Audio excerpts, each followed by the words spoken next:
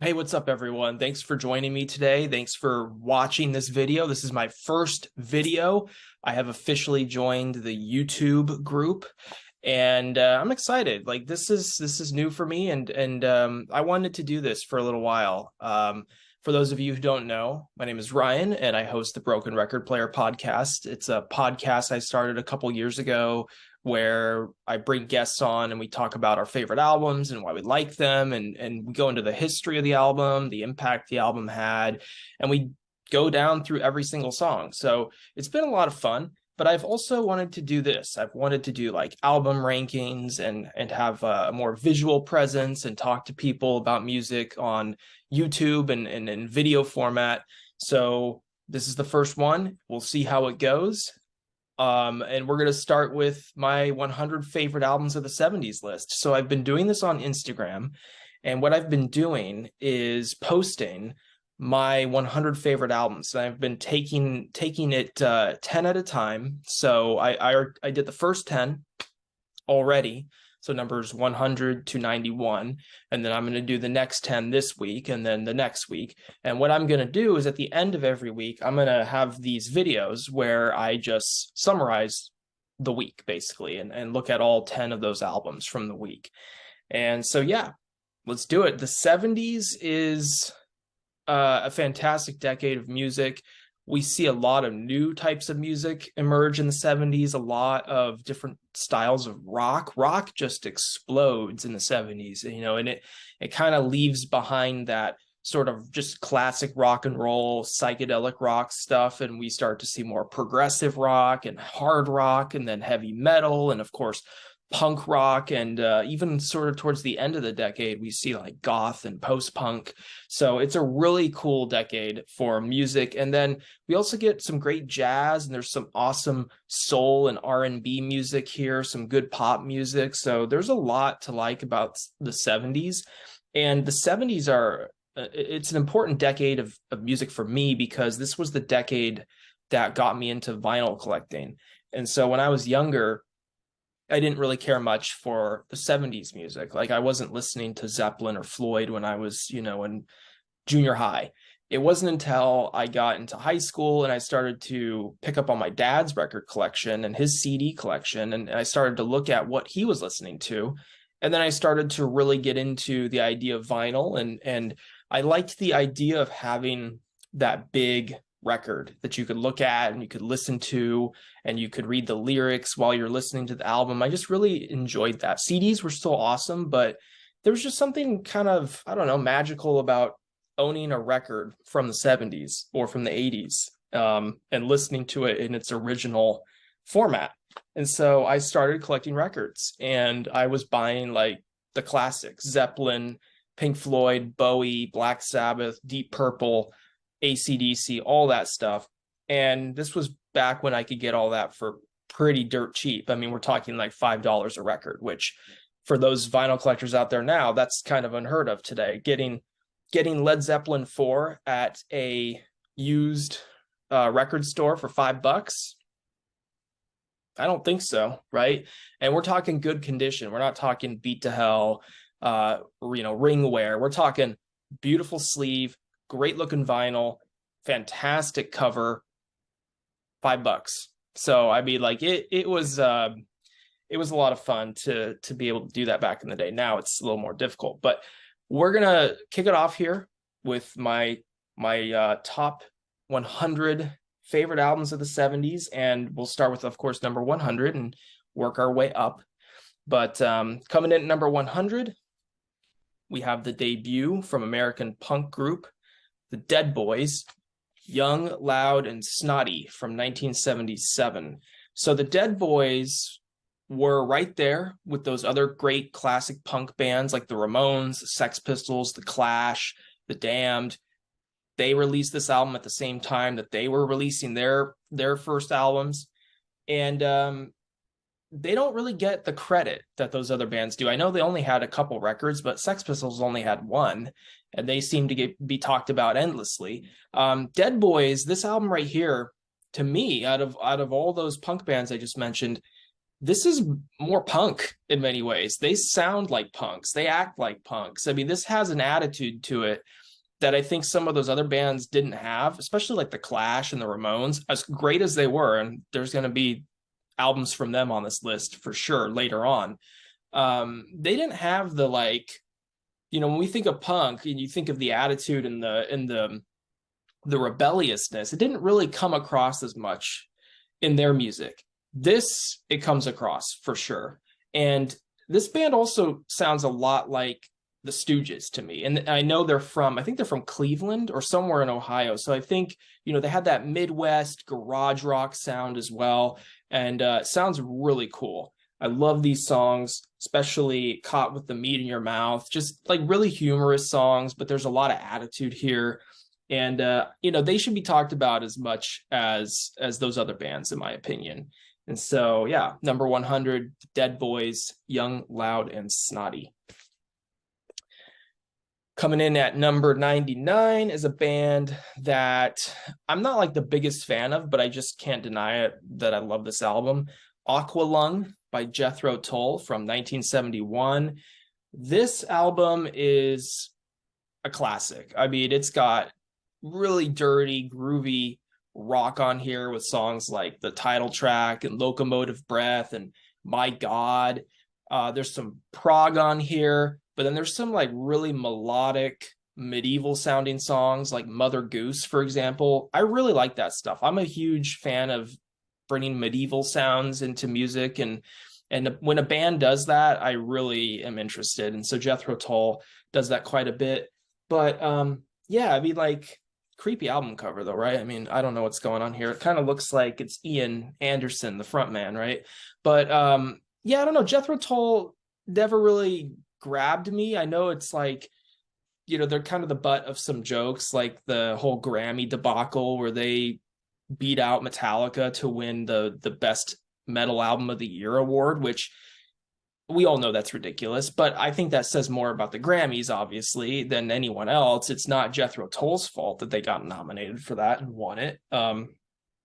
But the other thing is Jethro Tull's frontman is a little bit of a, I mean, come on, he was a little strange, right?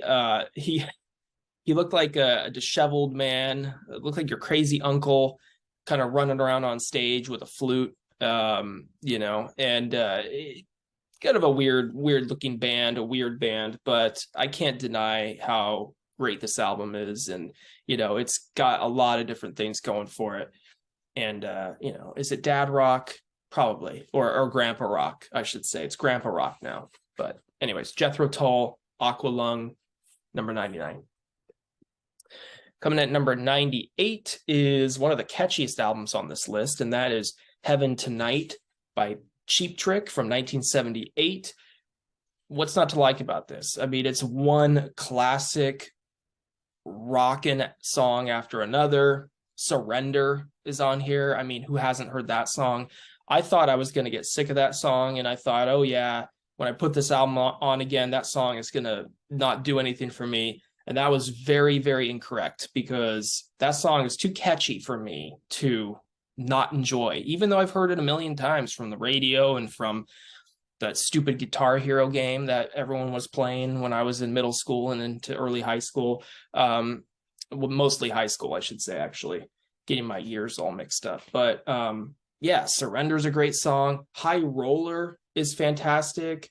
I mean, On Top of the World, Taking Me Back, On the Radio, Stiff Competition. I mean, these are just classic pop rock songs at their finest. Cheap Trick was just about having fun. And I think this is just a great, fun rock album. I mean, you don't have to think too hard or anything. It's just you put this on, you have a good time, and that's what this album does. And I think it does it really well.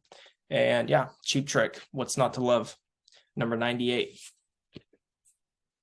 Coming in at number 97 is an album that some of you might think is a little too low.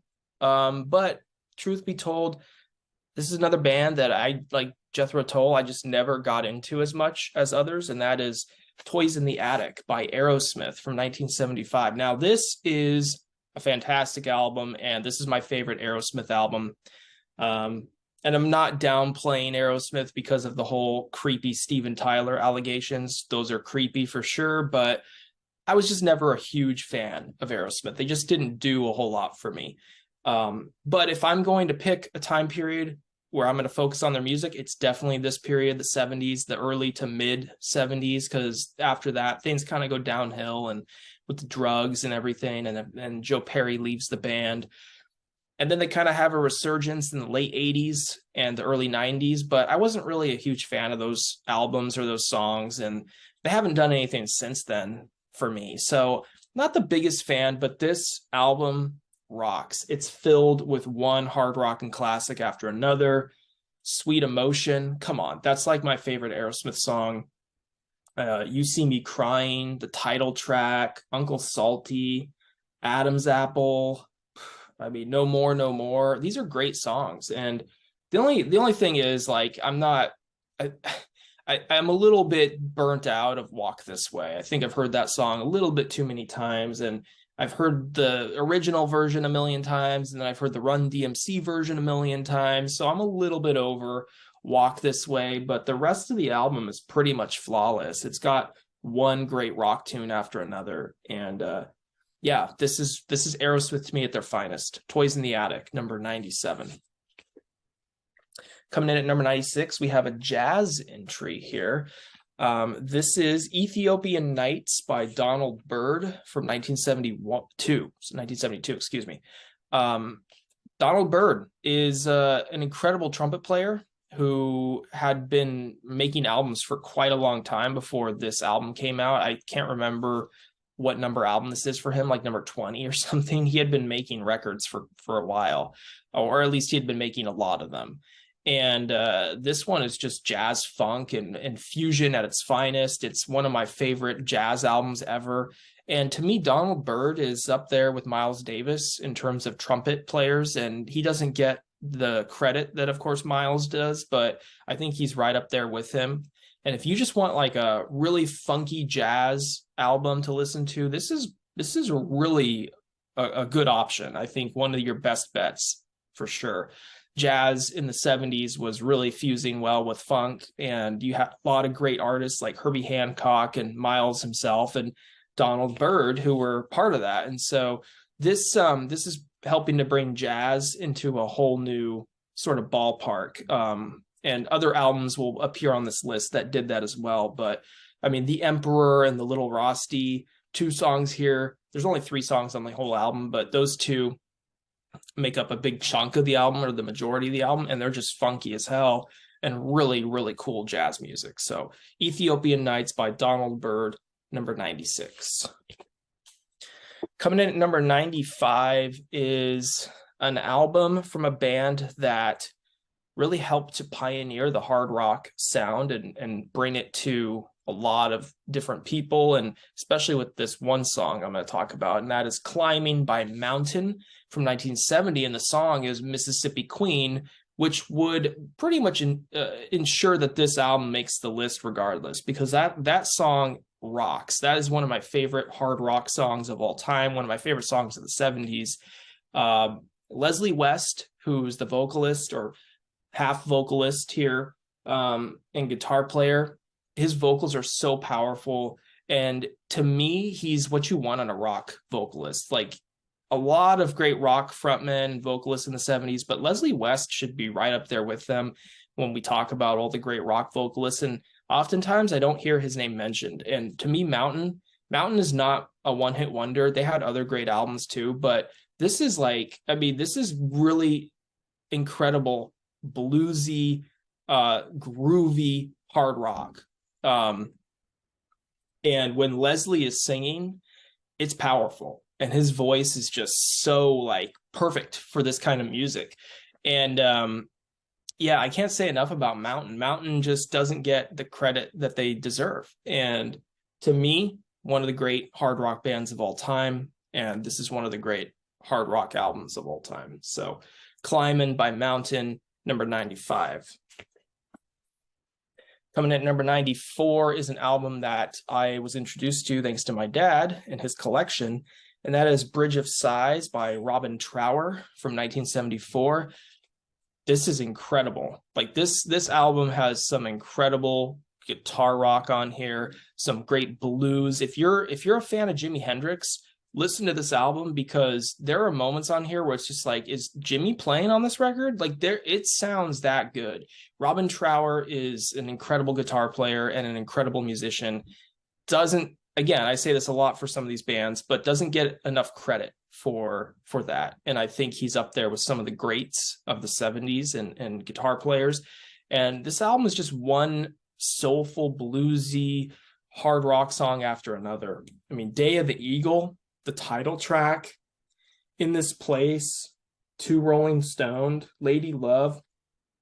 I mean, what's not to love here? These songs are kick ass. And it just, I don't know, there's something just so incredible about putting this on and just rocking out to it. It's really a fantastic guitar driven album.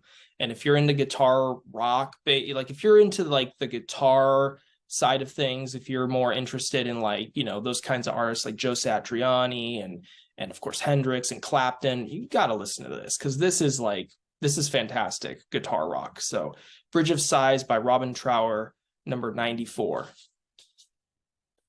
Coming in at number 93, another album that I got into because my dad had it in his collection, and that is Degüello by ZZ Top from 1979. So this is one of their later albums, or not later albums, but they had been going that whole decade, and so they had released, you know, albums like their first one, and then Tres Hombres, and a lot of other albums too. But this comes out like right before they start getting more into that 80s boogie rock sound, which has its place, but you know, it's a little cheesier. To me, this one still has a lot of that great blues rock that we all love from ZZ Top. ZZ Top, though, is just one of those bands that I always just think was the perfect rock band. Like, they just looked perfect for a rock band. They had the attitude of a rock band. They had the sound. I mean, they were just one of those bands that exuded badassery, right? Like the look, the cars, the album covers. I mean, look at this album cover. It's super cool, right? And and a person on Facebook told me that Degüello means beheading, which, hey, perfect. You have the skull right there. Just a really cool album, and some great songs on here, some great bluesy, dirty songs like I Thank You and I'm Bad, I'm Nationwide, and Cheap Sunglasses, of course, Esther Be the One. One of my favorites, though, is the Oddball song, which is Manic Mechanic. I just love that. The first time I heard that, I was driving through the desert on some sort of trip. I can't remember. It was like a road trip, maybe. I heard it, and it was like the most perfect song to be listening to at that time. You're listening to Degüello. You're driving through the desert, and you have Manic Mechanic on. It was just perfect. It was a great driving song. This is a great driving album, by the way. Yeah, Billy Gibbons, Dusty Hill, Frank Beard, perfection right here, right? This is my favorite ZZ Top album by far. But yeah, this is fantastic blues rock at its finest. So ZZ Top, Degüello, number 93.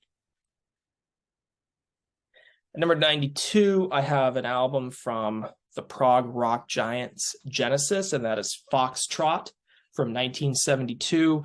This is my favorite Genesis album and one of my favorite prog albums of all time. Genesis, of course, very famous band, mostly for the Phil Collins era, because that's when they were selling all those albums, and they had some amazing hits. But for those prog rock fans and for those critics and, you know, those fans of Genesis, a lot of people prefer the Peter Gabriel stuff because it was a little bit more proggy, and, well, I shouldn't say a little bit, it was a lot more proggy, less poppy, more experimental. And you know, they were more about the artistry than they were about, you know, selling albums or getting on the radio and stuff like that. You weren't going to find songs like on this album making it to the radio. But no, I love this album. I do like Phil Collins too, but to me, this is where it's at. It was just a little bit more unpredictable here. On this album, you get songs that are 20 minutes long, like Supper's Ready, but then you get songs like Get 'Em Out by Friday, where it's very melodic and peaceful, and then all of a sudden it just kicks in and you hear there's some sort of like chaos that ensues, and the band is firing on all cylinders, and then it goes back to being melodic. And so I like how this album is paced. It's kind of all over the place, and there's some beautiful melancholic sort of moments here, but then you get some crazy prog on here as well. Love the album cover. I don't know what the hell's going on here. We have a submarine right there. We got a whale over here. There's some weird shit happening on the beach here. I'm not really sure. And then you have this fox woman. That's, you know, I'm sure this was Peter Gabriel's idea, but just really cool, trippy, weird prog rock. And yeah, Watcher of the Skies, one of my favorite 70s songs of all time, and definitely one of my favorite Genesis songs, probably my favorite Genesis song. But yeah, Foxtrot, number 92. And to finish off this list, I have at number 91 an album that was very important to the post-punk movement and a sign of things to come in the 80s. Entertainment by Gang of Four from 1979. So this is the debut from Gang of Four, and they're one of those originators. They're one of those bands that in the late 70s were right there pushing the post-punk genre forward with the likes of Television and Susie and the Banshees and Joy Division and The Fall. And they were presenting a sign of what was to come in the 80s with some of the new wave and the post-punk and everything. And this album is really weird. This is not an album that I got into on first listen. It took a couple listens for me to like this. But when I started to really hone in on the different styles here, I really started to appreciate it and see it as kind of a work of genius with all the different layers and combinations here. You have like jazz in here, funk, you've got dance music, you've got, of course, punk and all kinds of stuff, but you've got like an art kind of flair to it too, kind of like, you know, Television and stuff like that. And later the Talking Heads, or well, Talking Heads around this time too, but then of course later as well. But yeah, this was just a really cool, funky, weird, eccentric album. And I know songs like Not Great Men and Natural's Not in It, and Return the Gift. What else we got here? At Home, He's a Tourist. I just love these song titles. They're so bizarre. But yeah, I mean, like they were pioneers. They're one of those first post-punk bands, and they're one of those bands that started to take punk in a whole new direction. They realized that I think that music was getting boring, and just, you know, there was a statement that was being made with that movement, I think, where they started to look at just regular music as being dull and needed a little bit more of spicing up. And so Entertainment does just that. It's got all kinds of things going for it. So number 91, Entertainment by Gang of Four. All right, and that's the first 10. So be sure to subscribe and like the video and hit the notification bell, because I'll be releasing other videos as well. And, you know, leave comments. What are your first 10? What are your numbers 100 through 91 of the 70s? And yeah, I mean, this is my list, and so I know that everyone has their opinions, and I would say, like, don't get too hung up on where I put these albums, because quite honestly, it's very difficult to be 100% sure that this is my number 93 album or my number 96 album. I kind of put them where they seem right for the moment. That could change in a week. It could change in a year. And also, like, I'm not too fixated on where I put them. All I know is that once I get to like number 50, that's when I really start to figure out more, you know, where they go and where they should go. Like, my top 10 are my top 10. There's just no question. My top 50 are definitely more preferable than my bottom 50. So like that kind of stuff matters. But like, is Gang of Four really better to me than say Robin Trower's Bridge of Sighs? I don't know. At the moment, yeah, but that could change. So don't get too hung up on those details. And also, this is opinion, so I'm not saying, keyword here is my favorite, not the greatest. I'm not saying these are the greatest, some of the greatest albums of the 70s. I'm saying they're some of my favorite albums of the 70s. So keep that in mind. I hope you enjoyed this. I hope you participate and give me some of your ideas for your favorite albums of the 70s. And it'd be cool to just see how our lists progress and, compare our lists with one another. So stay tuned, more to come, and be sure to check out the podcast if you haven't already, the Broken Record Player podcast. I'm kind of taking a little break from some episodes, but check it out anyways. And yeah, guys, I will see you next time here on the YouTube channel of the Broken Record Player podcast.